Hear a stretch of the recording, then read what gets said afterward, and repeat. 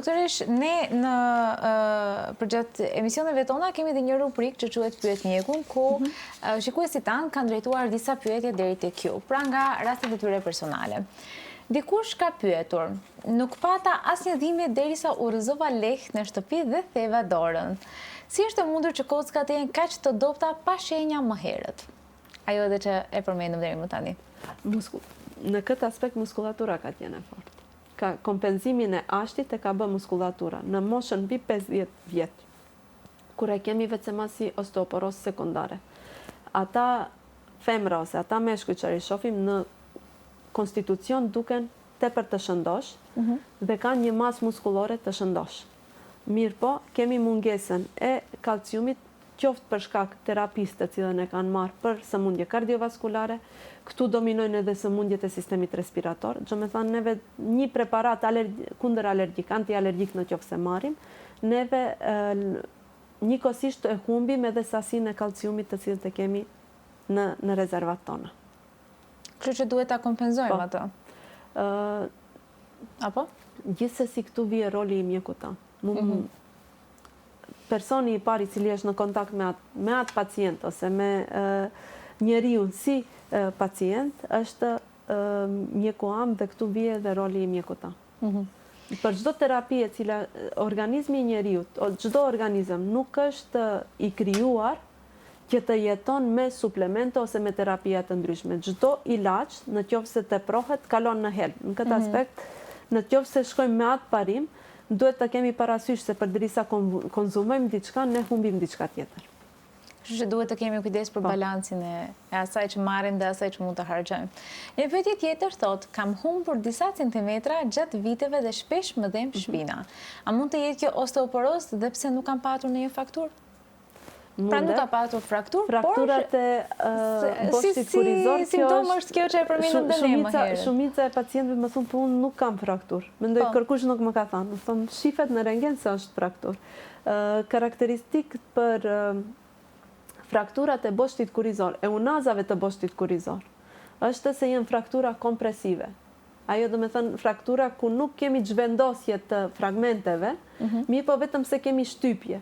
Në atë aspekt, ajo unaze boshtit kurizor, kryesisht unazat lumbale, humbin në densitet edhe humbin në gjatësi. Këtu edhe jenë ato centimetrat ose milimetrat të cilët kanë diku që të ullet gjatësia ati personi, ose asaj, dhe kjo shifet mirë në magnet, kjo shifet mirë në kompjuter dhe gjithsesi shifet në densitometri. Mirë, po teknologu i cili e bën atë DEXA-scan duhet ta ketë parasysh edhe këtë gjë. Sepse në qofse në do me thënë rezultatet e osteoporozës fitohen nëpërmjet një softveri. Edhe duhet teknologu i cili e pozicionon pacientin, duhet ata margjina t'i rregullon që të mund të jetë si të them, rezultati më i sakt. Çfarë do me thënë se kemi raste kur na vinë edhe shumë pacienta, mu më ka dalë se kam osteoporozë, ne i thomi nuk ke osteoporozë. Për shkak se nuk është i kalibruar aparati.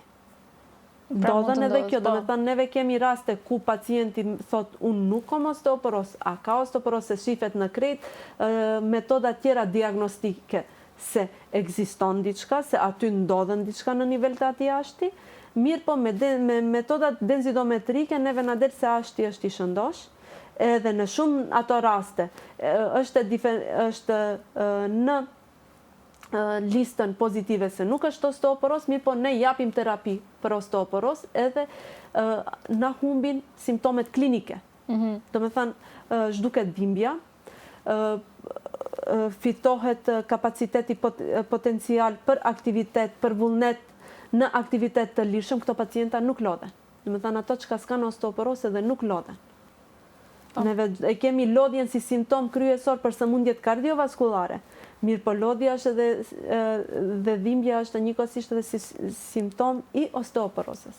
Këto pacienta kanë kapacitet që të mund në periudhë më të gjatë të funksionojnë në atë aktivitet fizik të cilin e kanë marrë përsipër. Një pyetje tjetër thot, jam grua pas menopauzës dhe kam frikë sepse nëna ime kishte osteoporozë. A do të thotë kjo se dhe unë patjetër do ta kem? Faktori gjenetik është 1/4. Faktori gjenetik çdo herë është 1/4. I frikson të gjithë në fakt, në çdo aspekt, jo vetëm për osteoporozën, dhe gjithmonë është ajo pyetja, a do e kem dhe unë nëse e ka pasur prindi im ose gjyshrit? Neve mund ta kontrollojmë atë. Tash përgjigja më e sa në këtë aspekt është sepse neve mund ta kontrollojmë atë. Mund ta kesh, mirë po mundet mos të paraqitet. Mund ta bartish me vete, ta përcjellish të gjenerata tjetër, mirë po mos paraqitet të ti për shkak stilit të jetës të cilin e kultivosh.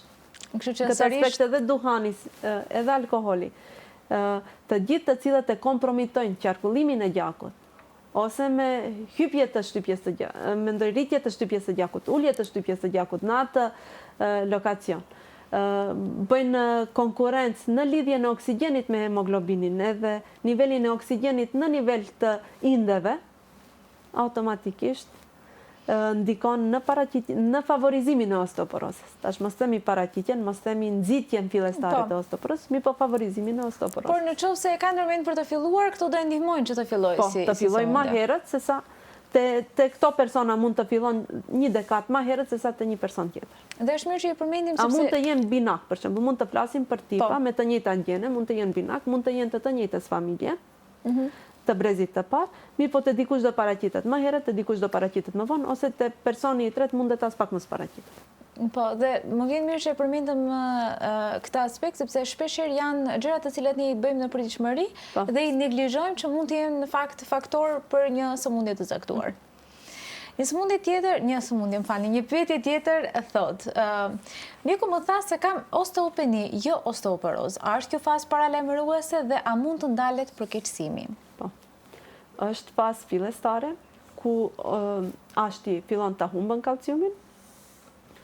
Mjafton vetëm se me kompenzim dietal ushqimor edhe me kompenzim të kalciumit si suplement farmaceutik të kthehet në reverzibile. Këtu nuk kemi dëmtim, këtu nuk kemi humbje të